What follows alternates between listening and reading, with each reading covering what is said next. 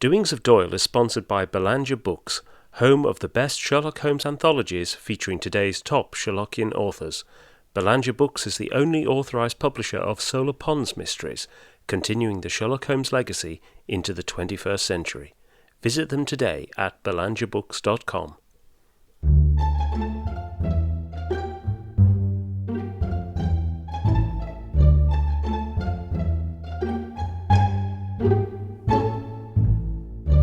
Welcome to Doings of Doyle, a podcast dedicated to the works of Sir Arthur Conan Doyle, the creator of Professor Challenger, Brigadier Gerard, and, of course, Sherlock Holmes.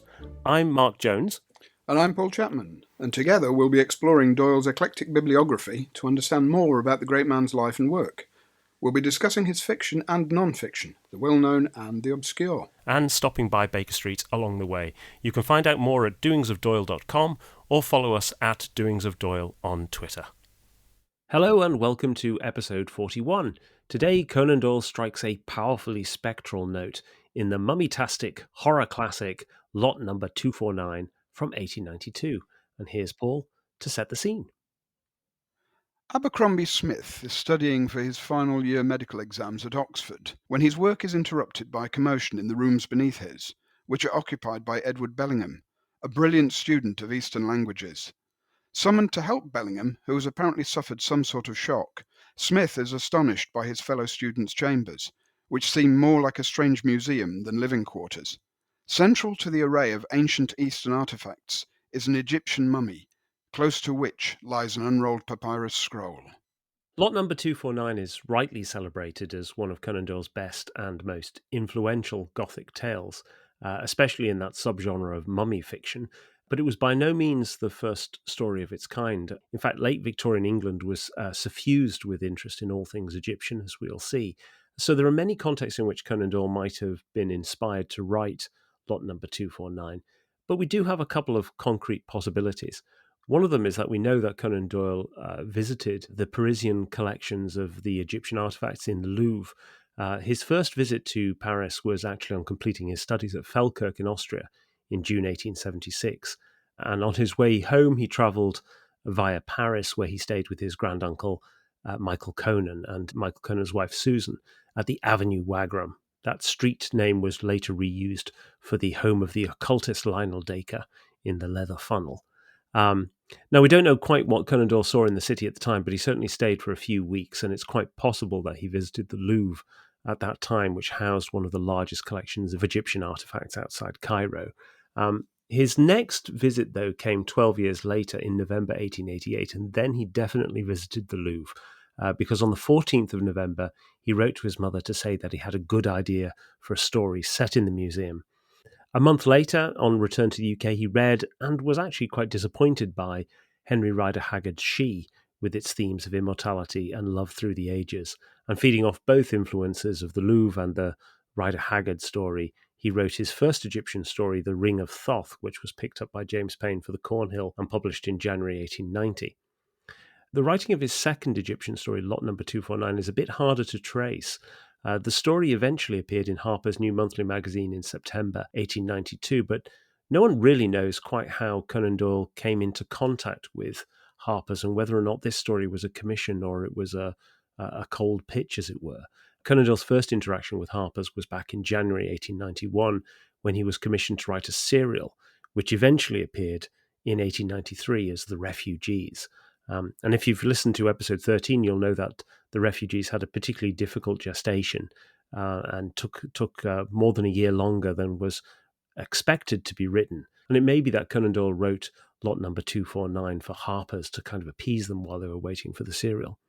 But there may be other reasons to sort of point to January 1891, or at least spring 1891, because it was in March of that year that Conan Doyle relocated from Southsea to London and lived at 23 Montague Place for roughly 4 months. Now, that flat was situated quite literally a stone's throw from the British Museum with its 10,000 Egyptian artifacts. So might it be that Conan Doyle was inspired by the mummies on his doorstep to write lot number 249? The story then appeared in Harper's New Monthly magazine in September 1892 with 6 illustrations by William T. Smedley, including the very famous one of the mummy chase, which I'll put into the show notes. and it was first collected in slightly truncated form in Round the Red Lamp in October 1894. And the public reaction to the story was really very positive. One reviewer said, "I question much whether a more sensational story has ever appeared in print the wide world over, which is saying much, but I say it deliberately." And another said, "The plot is one that Poe would have delighted in, but whether he would have handled it so well is questionable," which is high praise indeed.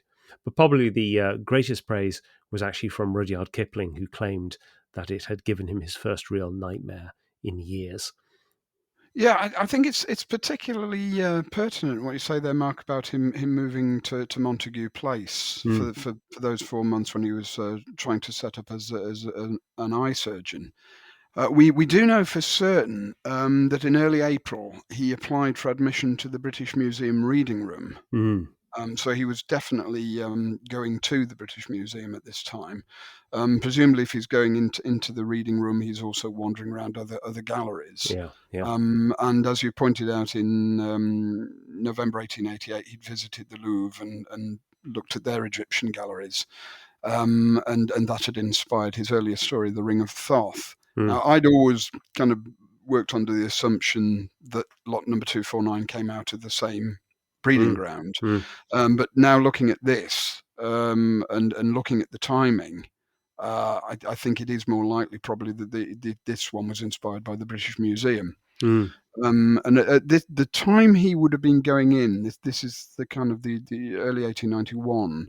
The assistant keeper of the Department of Egyptian and Assyrian Antiquities in the museum was E.A. Wallace Budge, Ernest Wallace Budge, who later would head up the department.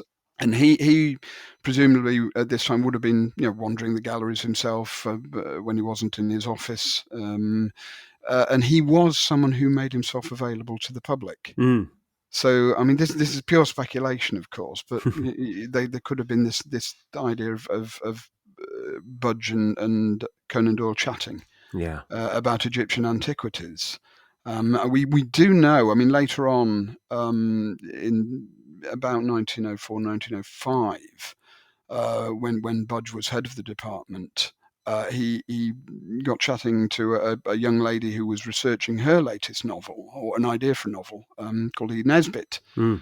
And he was very intrigued at her idea. She wanted to write a sequel to The Phoenix in the Carpet. Yeah. And wanted to give it a kind of Egyptian setting. So Budge got talking to her, gave her all sorts of ideas, and this eventually came out as the story of the amulet. It was first serialised, oddly enough, in the Strand between 1905 to 1906, and was running alongside Sir Nigel by Conan Doyle, and also Puck of Pook's Right. Hill by Rudyard Kipling. And the book, when it came out in 1906, was actually dedicated to Wallace Budge for all the help he'd given. So possibly, if he was chatting to Conan Doyle earlier on, we never Yeah. know. Lot number 249 might have been worthy of dedication to him too. And it's a point of note as well. In the year following the publication of lot number 249, Budge brought out a classic book on the mummy, Mm. Egyptian funerary customs. So he was very much himself looking into this sort of material at the time.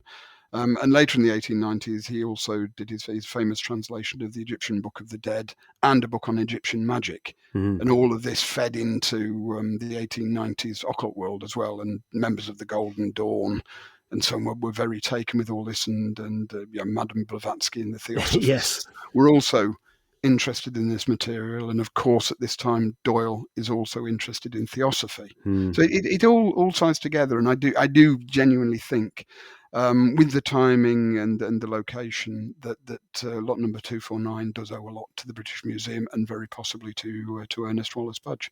Yeah. And the other thing that we know about Budge is that he did have encounters with spiritualists and theosophists and the like who wanted to conduct psychic Mm, experiments in the Egyptian and Assyrian rooms of the mm, British Museum, but he gave them sort of short shrift as well. mm. So, Yes, I think he was friendly with other writers as well. I'm thinking of people like Rider Haggard and Walter Besant. And yeah. of course, Walter Besant was another friend of Doyle's, as later was Haggard. Yeah, yeah. And Haggard's going to come up time and time again, I think, in this Mhm. episode, isn't he? Yes. So let's come on to looking a bit at the kind of cultural context of the 19th century. And as I said at the outset, this pervades 19th century England, but a lot of it has its roots back in another friend of Conan Doyle's, which is Napoleon. Yes, this goes back to 1798, when the rising star of the French army and political scene, Napoleon Bonaparte, invaded Egypt. The ostensible political and military reason for doing this was to interfere with the trade routes Mm, to India. But as well as the military and political aspects, Napoleon brought along with his troops a small army of savants of various kinds, mm, archaeologists, geologists, artists, to study ancient Egypt and to make notes of the antiquities. And this would all lead to this multi-volume book that would come out, a wonderful looking thing, the Description de l'Égypte, which came out in kind of parts throughout the early 19th century. Beautiful paintings and mm, the most careful recording of Egyptian hieroglyphics to this point. And of course, as part of this invasion, was the discovery of the Rosetta Stone, mm. which allowed the translation of Egyptian hieroglyphics from Greek. Which the French found that, and the British took it off them. But there you go. The politics interfering with the academic side again. But this whole academic and military invasion of Egypt at this time opened the gates. Yeah.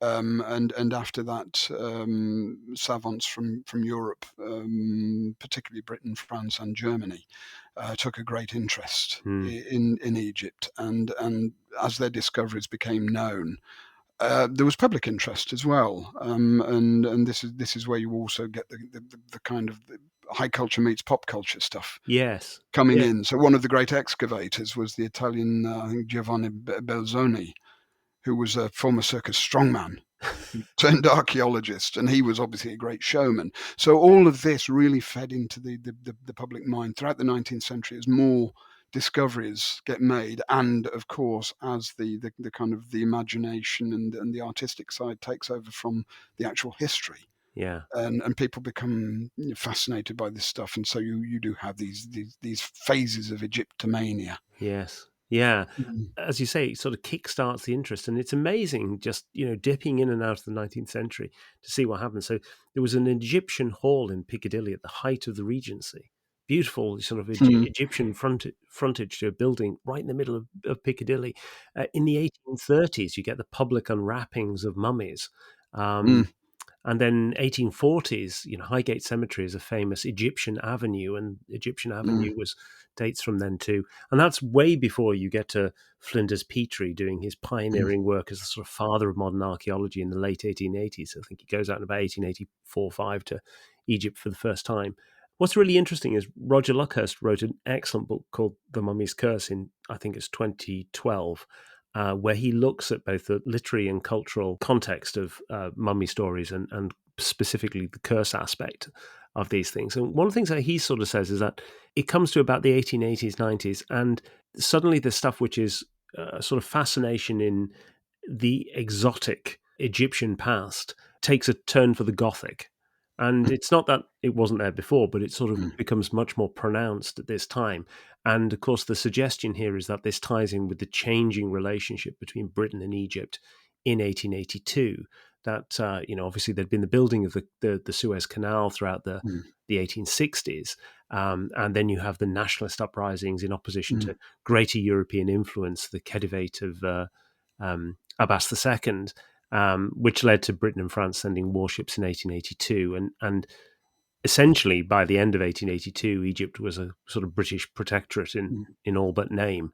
And interestingly, the nationalist movements in Egypt start to take on board their own sort of ancient history as being a core part of that.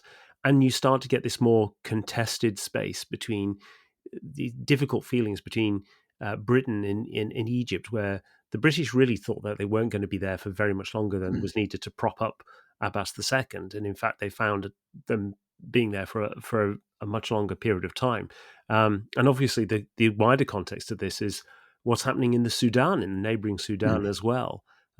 It's interesting that at the end of this story as well, there's the suggestion that Edward Bellingham has been seen since his activities in Oxford. He's popped up in the Sudan, mm. which I think is meant to imply he's up to no good, really. Um, I think there's something in what Luckhurst says there about that period at the late 1880s, this kind of shift to this slightly more Gothic tone of the works. And as you've kind of mentioned there as well, you've got two different Egypts, and you do get this kind of fighting in the minds of writers Mm, between the more modern Muslim Egypt and then the ancient Egypt with its religions, which are reworked by the Western imagination in very, very many different ways, and yeah. much to the exasperation of people like Petrie and Wallace Budge, and the actual the professional archaeologists and Egyptologists, when as I've mentioned, people like the Golden Dawn magicians get hold of this Yes. stuff and use it for their own purposes, Yeah. or use a version of it, their version of it, for their Yes. own purposes. Yes. Yeah. I mean, Mm, it's worth saying as well. Conan Doyle did go out to Egypt in 1896, mm, 7, um, and it's fascinating that he demonstrates almost no interest in ancient Egypt when he goes out there. Even though he's written these two stories beforehand, he's much more interested in modern Egypt. He's much more mm, interested, particularly in what the British are doing to, in his mind, sort of civilize mm, Egypt, and the great scheme of public works that were brought in by Lord Cromer as part of his strategy to kind of keep a British presence over the mm. Suez Canal. But Conan Doyle has very little real interest in ancient Egypt when he gets out there. It's much more about modern Egypt, and that kind of colors his perspectives, I think. Mm. And I think we kind of at this point as well. It's a good idea to make the point. Certainly, I've always felt this with Conan Doyle. Just dips his toe into Orientalism, Mm. but he's not really that interested. No. Yeah, he's far more interested in the West and in America and the kind of the future role of the West Mm. than in the East. And when he does use Orientalist themes, it's merely or comes across to me as a use of local colour. Yes. And it's the writer and the artist who's using this stuff, but not in any great depth. Yeah. No, I think that's Mm, fair. It's always his depictions of the East are always coloured by the experiences of the West, really. It's definitely. never on their terms, and Mm, yeah, I'm sure we'll come back to that in mm, in in future podcasts. mm, So Egypt was very much front of mind politically in the 1880s, 90s. But even by that time, there was a rich kind of literary hinterland of stories set in ancient Egypt or dealing with ancient Egypt. And Conan Doyle would have been well aware of those. I think it's fair to say, though, that lot number 249 is a bit of a change of pace and tone from many of the stories that went before. And that's probably why it's been singled out by people like Luckhurst as probably the classic late Victorian mummy story. But it goes right back to sort of 1827 with Jane Webb's The Mummy, a tale of the 22nd mm, century. And, I tried so desperately hard to read this story. I'm afraid I got 100 pages in and I had to give up. It's a pretty terrible Frankenstein ripoff. Without any real virtue. It's set in 2126, and an Englishman who's got more money and time on his hands than mm. is healthy for anybody, frankly, uses electricity to revive Cheops, who then uses a hot air balloon to travel to London, where he intervenes in court politics. But the interesting thing about it, and I can only say this by having skimmed the rest of the book, is that essentially it's a bit of a satire on the Regency government, because Mm, in the end, Cheops turns out to be a better ruler than a lot of what's going on in the Regency at the time. So, um, uh, Jane Webb's The Mummy is 1827, a very early entry into this film. But one of our old favourites on the podcast, Edgar Allan Poe, in 1845 wrote a short story, Some Words with a Mummy, in which a mummy comes back to life for what is really a kind of mm, comic sketch, which is a kind of conversation about the relative merits of um, the old world and the new world. But it could quite easily be a dream that has been mm, brought on by a meal of beer and mm. cheese. Um, But there are other stories in there as well where you get slightly more sinister aspects to it. Gautier's The Mummy's Foot is a kind of classic one in this space as well. Yeah, I mean, Gautier is an author that we know that Conan Doyle read widely. He had ambivalent views on some of Gautier's writings because Gautier was a forerunner of the decadence, in many ways, friend of Baudelaire, and very much in a lot of his writing an eroticist. Yes. So in some ways, Doyle was uncomfortable with this, but surprisingly, it seems he was introduced to Gautier's writings by his mother, who was another admirer of Gautier's work. But yeah, he really shifted the the Egyptian scene in fiction. Really, I mean, Yeah. he was fascinated by the ideas of ancient Egypt. He'd travelled in the East as well. I mean, Mm. this was the thing. He'd actually been out there, and then wrote up his versions of it. But he's most famous, as you've mentioned here, in this sort of genre is Le Pied de Momie, the mummy's foot, Mm. which is it's a kind of it's a romantic dream story, really, Mm. about a young Egyptian princess's foot that ends up in a French collector's hands in the 19th century and takes him back in time. It has interesting relations as well to other stories. You can see its influence. It's definitely there to be felt in Conan Doyle's story, The Brown Hand. Oh, yes. There's another mummy story called The Dead Hand by Hester White, which was published in 1904. And the theme of this kind of severed appendage turns up Yeah. in Bram Stoker's The Jewel of Seven Stars in 1903 as well. So it carries on through. The influence of Gautier is enormous here. Mm. And then he wrote other stories, a novel called Le Roman d'un Momie, The Romance of a Mummy, which starts with some Egyptologists and then goes off into ancient Egypt. Yeah. Une Nuit de Cléopâtre, one of Cleopatra's Nights, which is a dream fantasy. He's really pushing this stuff into the kind of almost the artistic fictional Mm. mainstream, but in a dreamlike. He's, you could say, in the higher literature mode, but he was widely read. He was a very popular author and a very successful journalist Yes. as well. So Yeah. he's moving between the two worlds. And interestingly enough, as well, where you mentioned earlier, Mark, about the public unwrappings of mummies, which went on very popular in the 1840s and 50s. Gautier himself was present at one in Paris in 1857. It's all very dramatic affair because as the mummy is being unwrapped, as he said, this could have made a story by Hoffman or Poe. And there's a thunderstorm in the background Oh, as wonderful. the mummy unwrapping's going on. So it's a wonderful piece of writing and very very little known, unfortunately, and it deserves wider reprinting. Fascinating Mm. stuff. Mm. That theme about the kind of mystically transported back and connection to a sort of lost love or an ancient love. Mm, Obviously, we'll come back to that in Ring of Thoth, but there's mm, also Grant Allen's My New Year's Eve Among the Mummies, which is mm, another mm. sort of tongue-in-cheek one from 1879.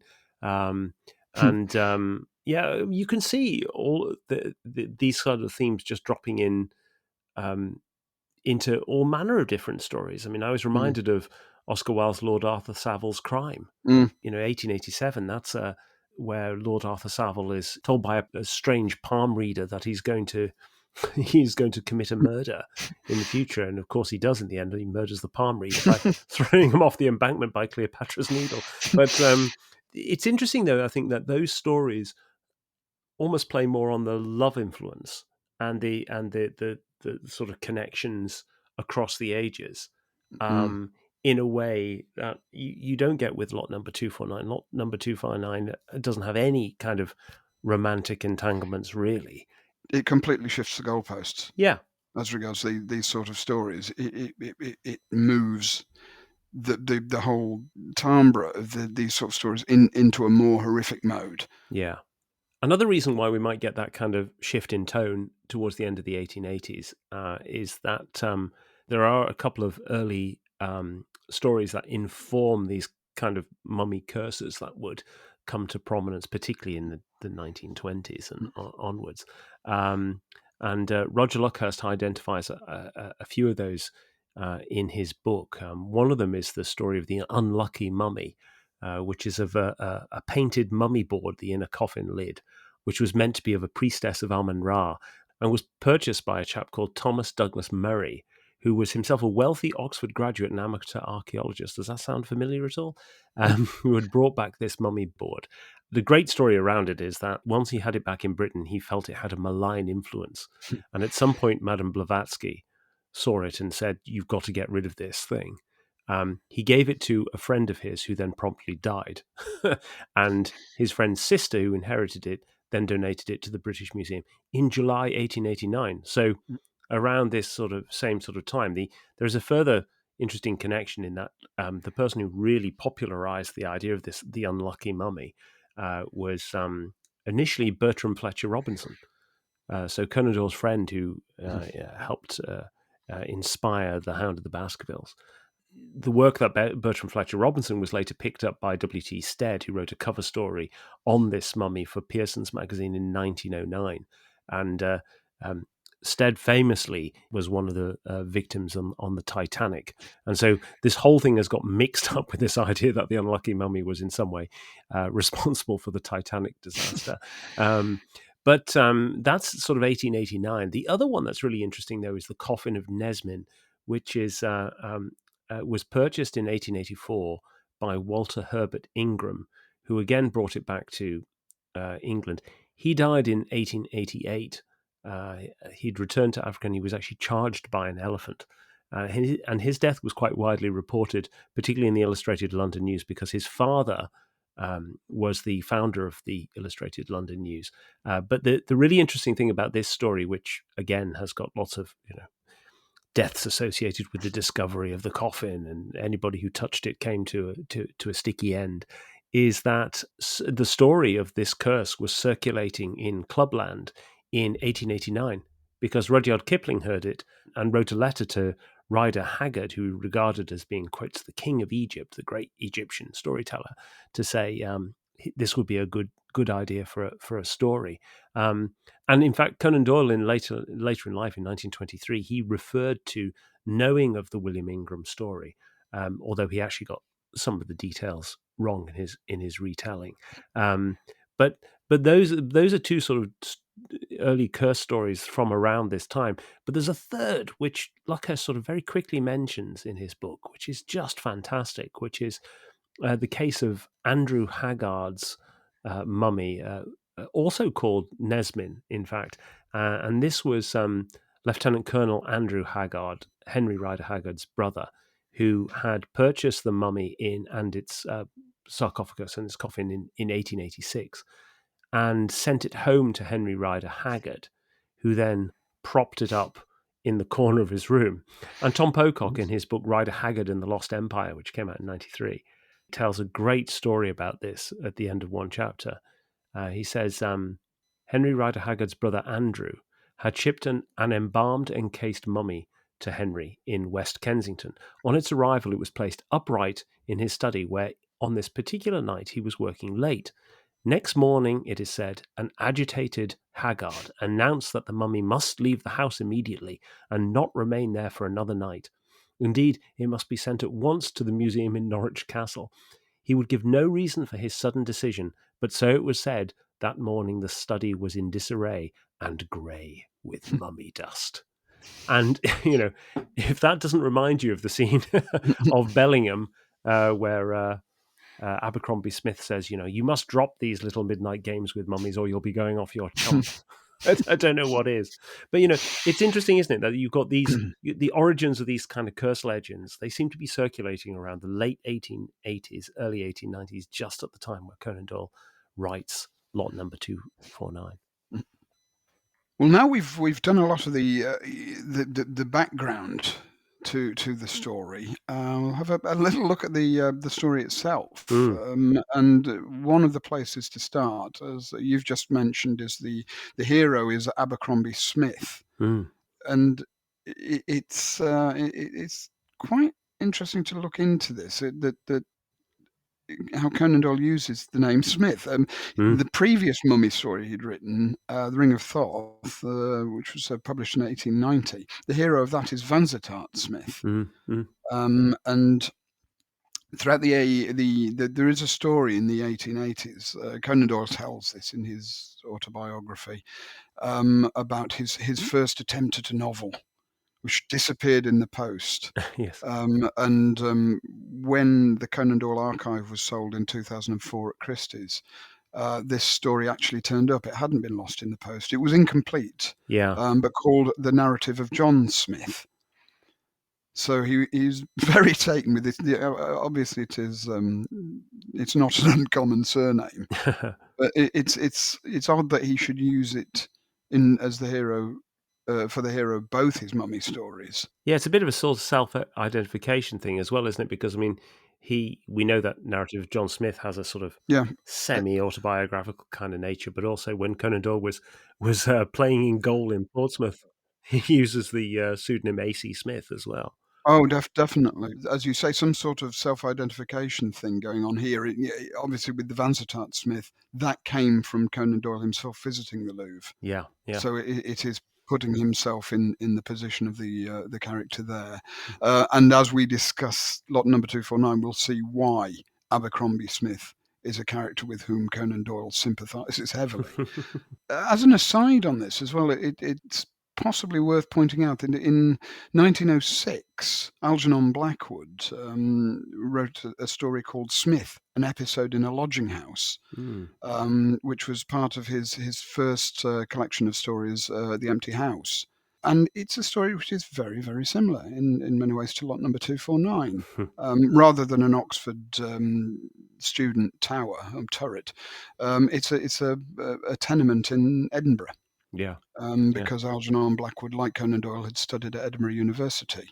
But the Blackwood, the character Smith, who is obviously a Blackwood self-portrait in some ways, lives over a Satanist who disturbs his nights. So it Yeah, it sounds very seems similar. pretty clear that Blackwood had read lot number 249 and then wrote his own version of it. And it's interesting that Conan Doyle set this story in Oxford, because it's not immediately apparent why that should be the case.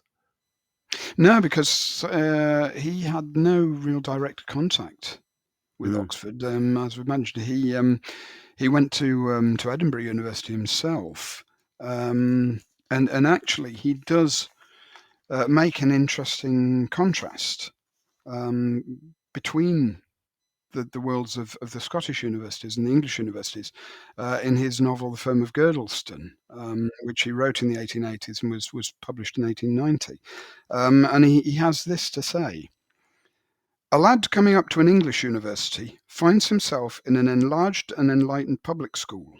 If he has passed through Harrow and Eton, there is no very abrupt transition between the life which he has led in the sixth form and that which he finds awaiting him on the banks of the Cam and the Isis. Certain rooms are found for him which have been inhabited by generations of students in the past and will be by as many in the future. His religion is cared for, and he is expected to put in an appearance at hall and at chapel. He must be within bounds at a fixed time. If he behave indecorously, he is liable to be pounced upon and reported by special officials, and a code of punishments is hung perpetually over his head.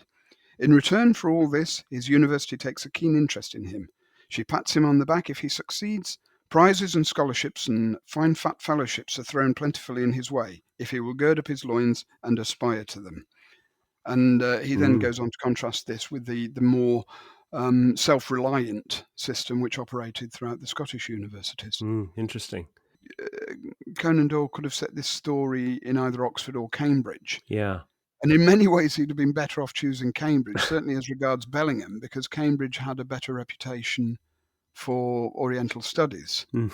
At the time the story set, 1884, Oxford's reputation for that discipline wasn't very good at all.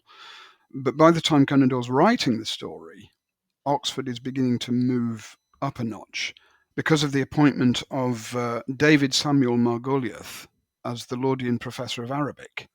and he was a real Orientalist. Mm. And actually, you read his background, and there's a similarity to Bellingham. That, he won all the prizes Yeah. for Oriental languages and associated subjects. At the time the story is set, Bellingham would have been superior to many of his tutors. Interesting. And I guess another reason why he might have gone for Oxford is that obviously he's setting this up as the kind of bastion of Western civilization and learning and Western science, because that's another recurring theme in this, is that he's going to contrast the Western learning with the Eastern learning, the sort of corrupting influence Mm. of the East that the sinister Edward Bellingham is bringing in. And just as Oxford is the epitome of Western learning, you also have in the characters of Abercrombie Smith and James Hastie the kind of epitomes of masculinity. And that is contrasted very sharply with the descriptions of Bellingham and to some extent William Monkhouse Lee, who is almost painted as the kind of archetypal female victim in the way that he's described. Well, it's almost again where Doyle in Firm of Girdleston is talking about Oxford as a continuation of a public school. Yeah. This is exactly what you've got here. I mean, Monkhouse Lee is almost like Bellingham's fag Yeah, he is. in his behaviour towards him. And then you've got with Abercrombie Smith and Jeffro Hastie. When we first meet them, they're described thus: both men wore flannels, for they had spent the evening upon the river. But apart from their dress, no one could look at their hard-cut, alert faces without seeing that they were open-air men, men whose minds and tastes turned naturally to all that was manly and robust. Yes. You're very clear. But you've also got a caveat about Hastie, All right. where Doyle then goes on to say, Hastie was a good fellow, but he was rough, strong-fibred, with no imagination or sympathy. He could not tolerate departures from what he looked upon as the model type of manliness. If a man could not be measured by a public school standard, then he was beyond the pale with Hastie. So Interesting. you've got that element there, but it's again pointed that it's Hastie.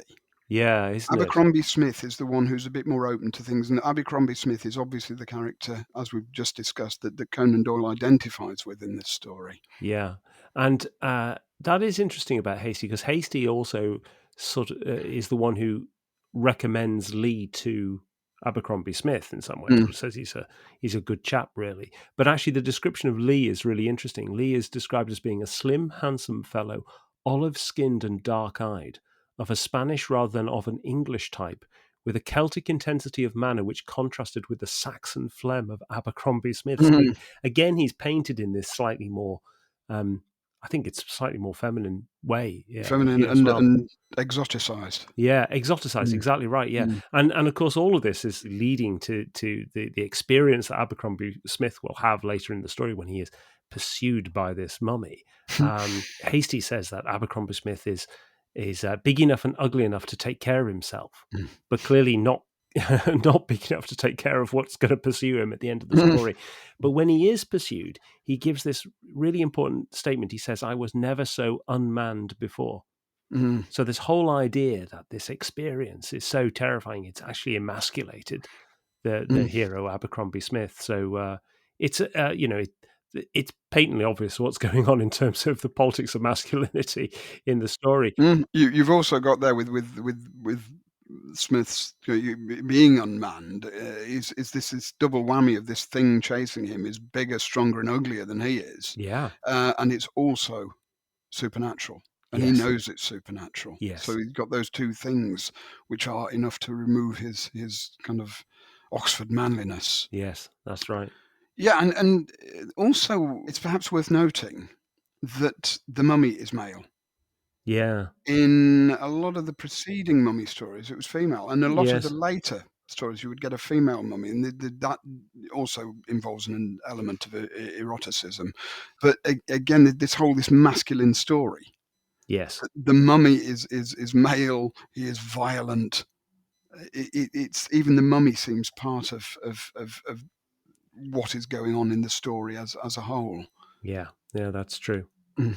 As an aside, Abercrombie Smith actually has the same sporting interests and exercise habits as Sherlock Holmes, Mm, we discover.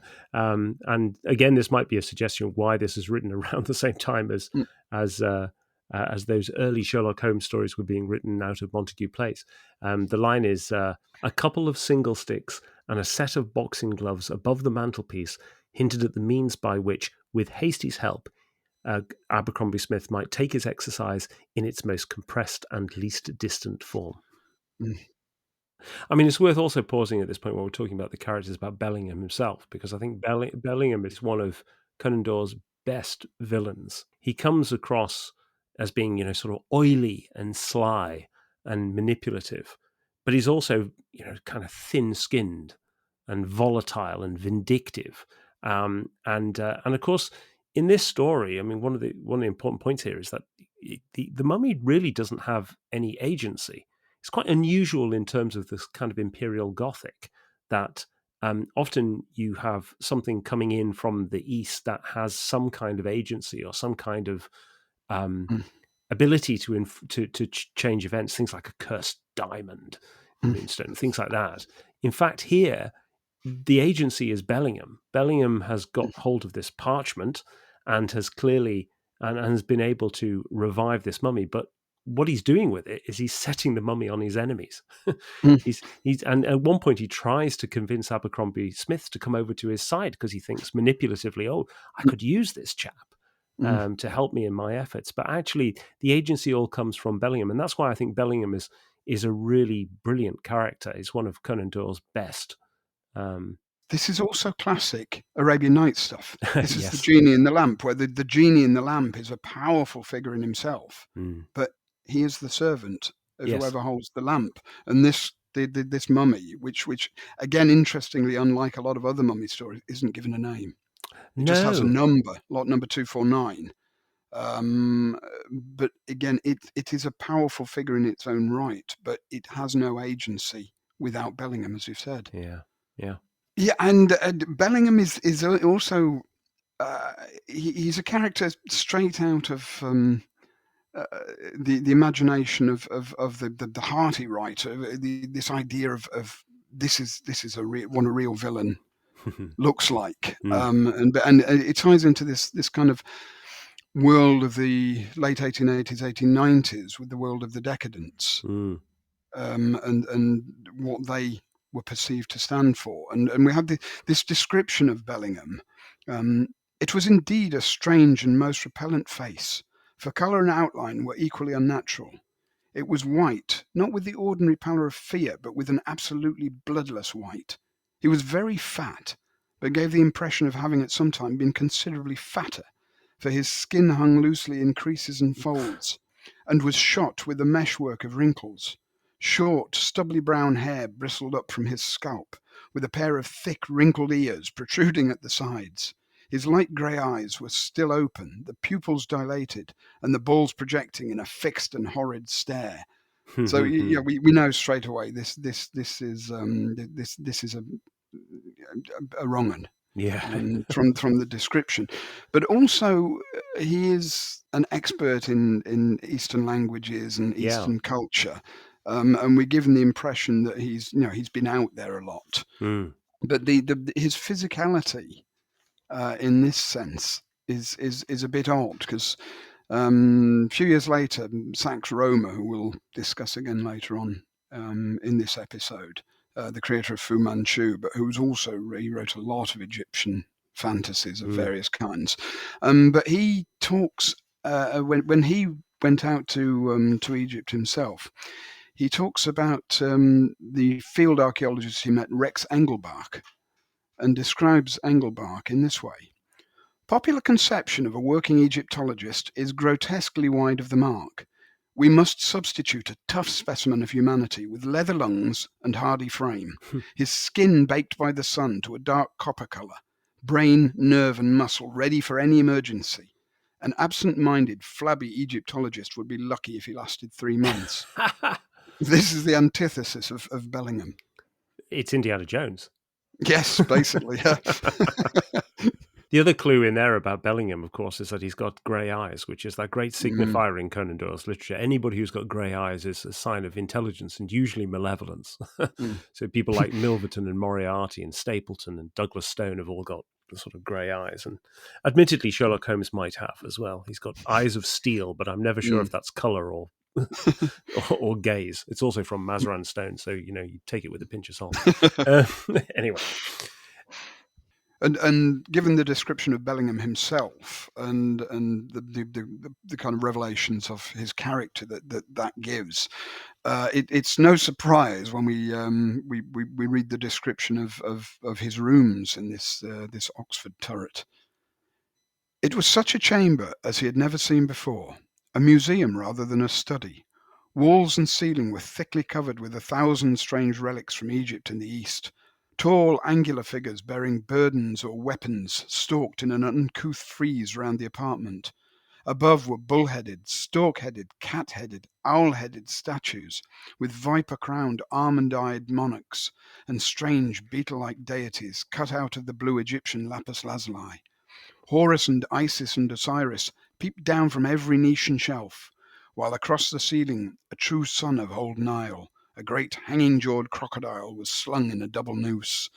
So this is a great piece of scene setting, and of course the centerpiece is the mummy sat on the coffee table yeah, to top it all. But Conan Doyle seems to have enjoyed this sort of description as well. There's something here yeah, of Thaddeus Sholto's rooms in The Sign of the yes, Four. yes. And also there's a similar room described in The Surgeon of Gaster Fell and the narrative of John Smith. Mm.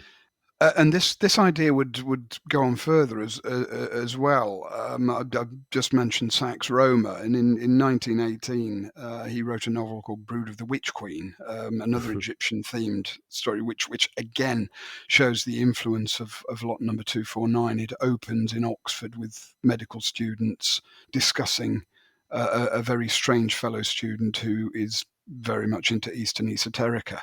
And when one of these hearty medical types go into his rooms, is the villain in this is called Anthony Ferreira. Mm. We get Ferreira lighted a lamp, an elaborate silver thing, and I found myself in a kind of nightmare museum. There was an unwrapped mummy there, the mummy of a woman. I can't possibly describe it. He had pictures too, photographs. I shan't try to tell you what they represented. I'm not thin-skinned, but there are some subjects that no man anxious to avoid Bedlam would willingly investigate. On the table by the lamp stood a number of objects such as I had never seen in my life before, evidently of great age.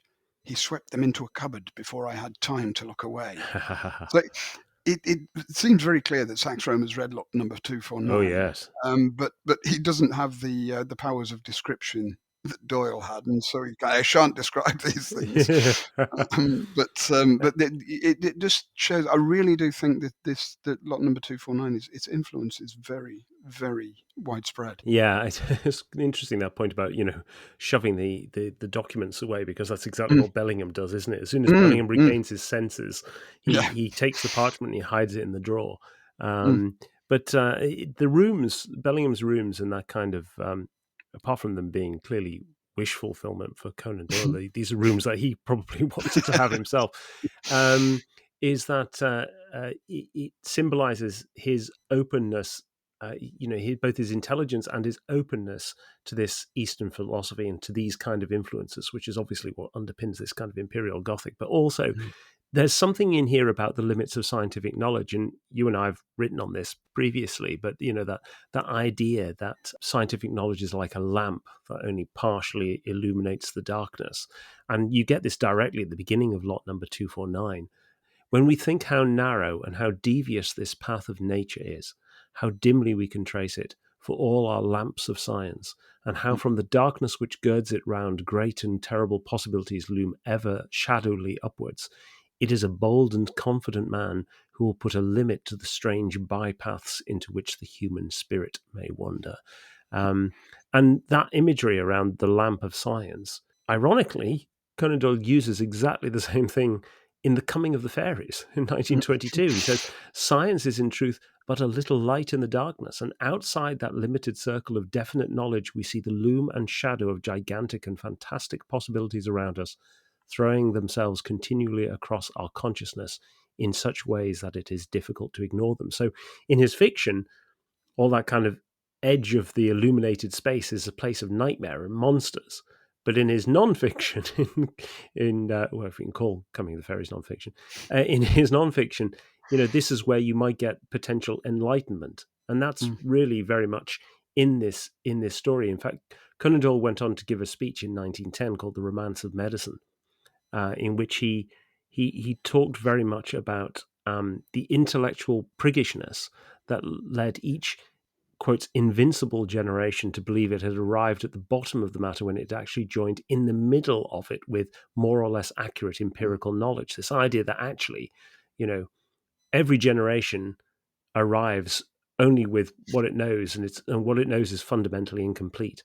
I think it's a really strong theme of lot number 249 that adds to the horror of it, that not only do you get these great masculine types who are unmanned by the experience, you also get this knowledge that fundamentally is there on the fringes, but it's slightly out of reach. But it is open to these individuals who are, potentially susceptible. And that's where you get that wonderful final line, but the wisdom of men is small, and the ways of nature are strange. And who shall put a bound to the dark things which may be found by those who seek for them? And that again has an element of that ambivalence. And Conan Doyle's ambivalence that goes through this with his own interest in matters occult and spiritual.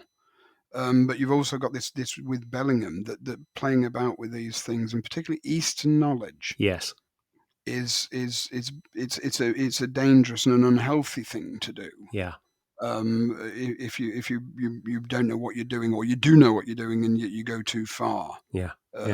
In this, and then you end up to use the phrase, the Conan Doyle's phrase that you used earlier, you can send you off your chump. Yes, absolutely.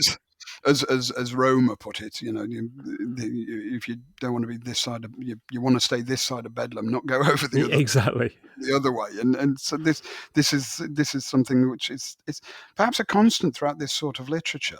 It's interesting you say about this lecture Doyle wrote called The Romance of Medicine, because Sax Romer's only serious non-fiction, I say non-fiction work, was called The Romance of Sorcery. And I think Roma and a whole range of other writers are really heavily influenced by lot number 249, because it is an outright horror story in a way that we haven't really seen in many of the Egyptian tales that we talked about earlier. And this was something that H.P. Lovecraft picked up in his sort of seminal essay, Supernatural Horror in Literature, which he wrote in 1927 and then revised over the next few years. And he said, Doyle now and then struck a powerfully spectral note, as in The Captain of the Pole Star, A Tale of Arctic Ghostliness, and lot number 249, wherein the reanimated mummy theme is used with more than ordinary skill. And you really see all the kind of horror tropes played out here. The description of the mummy itself just signifies this straight off. The features, though horribly discolored, were perfect, and two little nut-like eyes still lurked in the depths of the black hollow sockets. The blotched skin was drawn tightly from bone to bone, and a tangled wrap of black, coarse hair fell over the ears. Two thin teeth, like those of a rat, overlaid the shriveled lower lip. In its crouching position, with bent joints and craned head, there was a suggestion of energy about the horrid thing, which made Smith's gorge rise. The gaunt ribs, with their parchment-like covering, were exposed, and the sunken, leaden-hued abdomen, with the long slit where the embalmer had left his mark. But the lower limbs were wrapped round with coarse yellow bandages. And that's just the stuff of nightmares right there. And that's even before we get to seeing the mummy in action. I think there are two moments later in the story which just are complete standouts for me. One of them is that wonderful moment where Smith is going downstairs and he passes Bellingham's rooms and can see that the sarcophagus is there propped against the wall, but it's empty. And then as he's in the dark turret corridor, he's passed by something. Then he hears that Monkhouse Lee has been attacked. He has to run upstairs to get brandy to revive Lee.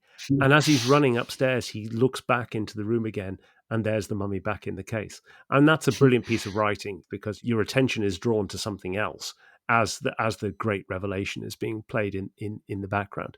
But the other thing you've got is that the mummy chases Abercrombie Smith at the end, and this is no shambling, bunch of bandages, is it? This is but it's this very tall, well-built mummy that is running, and it's outrunning this master athlete from Oxford.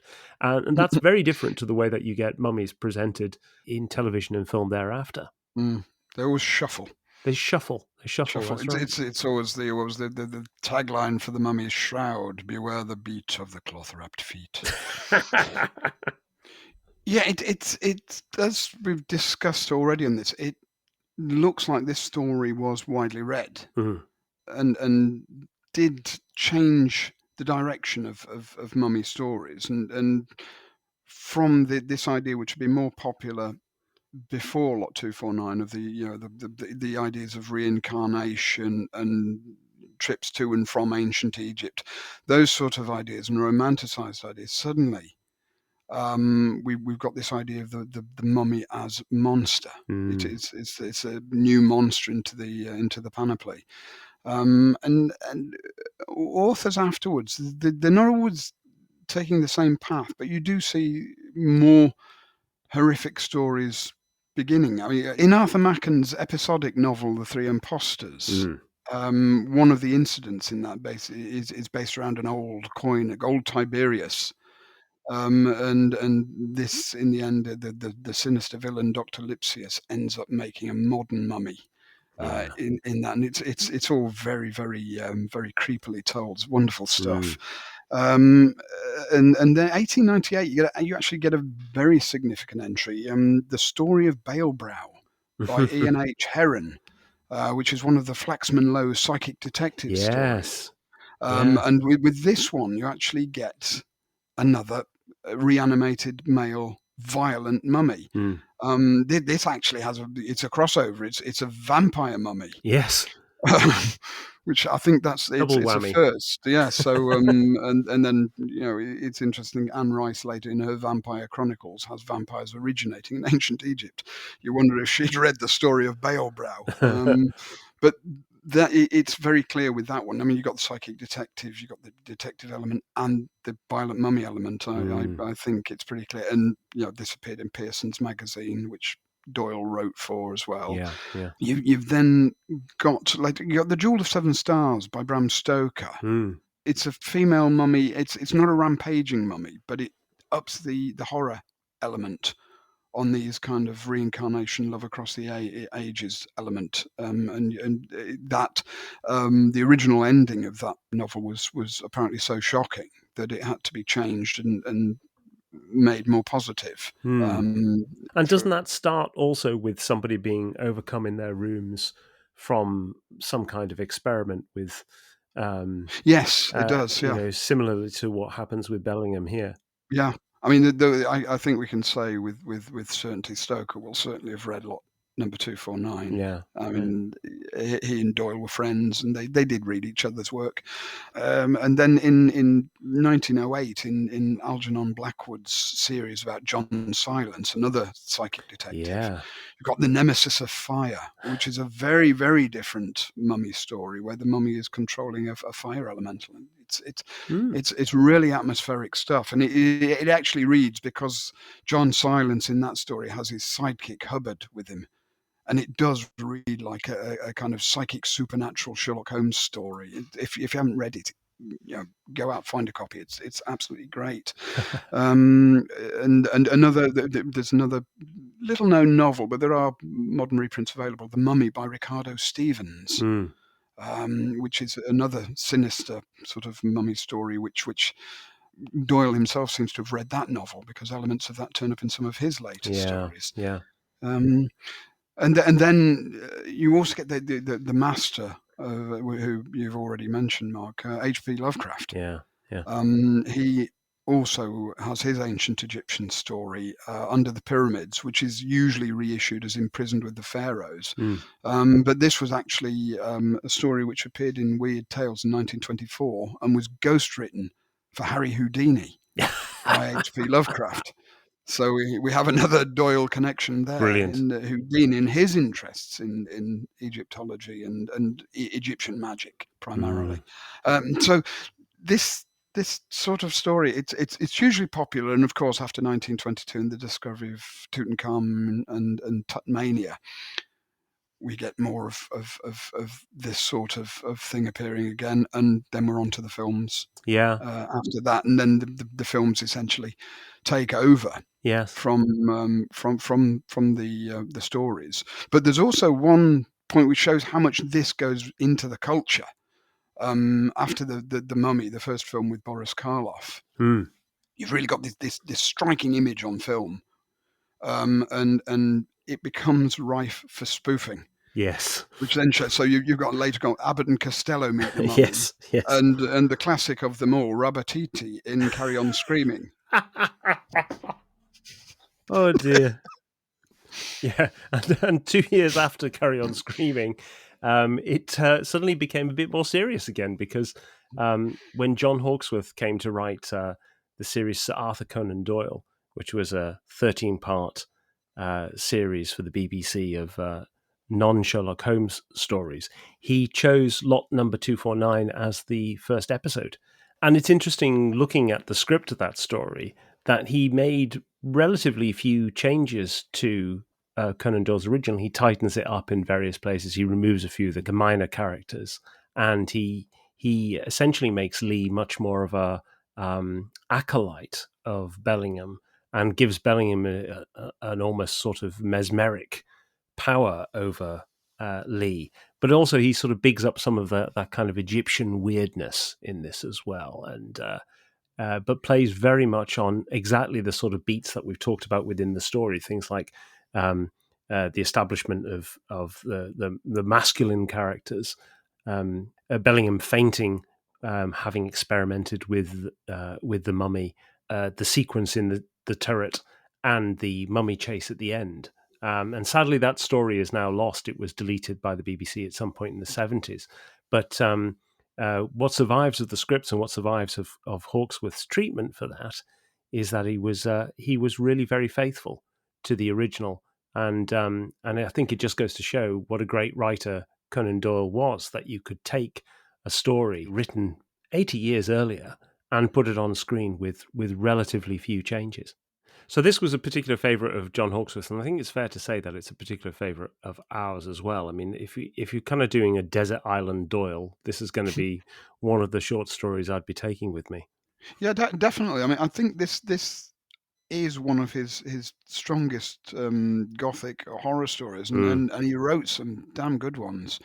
So the fact that once he'd written this story, you put this together with the Ring of Thoth, and you've got the 1930 Universal Mummy film. He basically, with those two stories, although he certainly wasn't the only, as we've shown, he wasn't the only person writing this sort of material. He really invented the mummy genre as we know it today, almost single-handedly. Yeah, absolutely.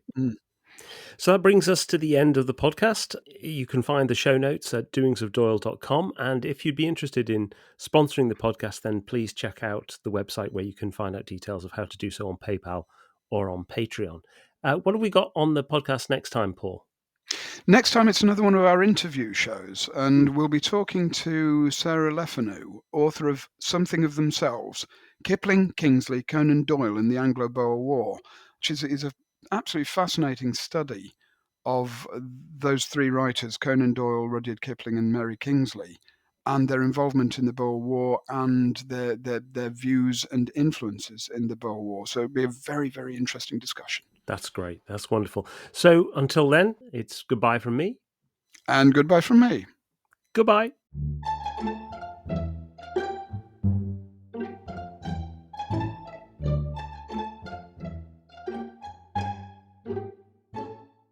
And the classic of them all, Rabatiti in Carry On Screaming.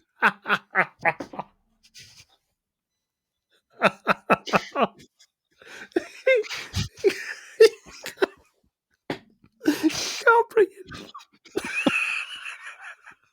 I think you have to. Brother Titi! Get away from me! This is all the thanks I get for regenerating you. Listen, leave me alone. I'll send you back to Egypt. I promise. First class. All expenses paid. You'll have a lovely trip. Flying tonight!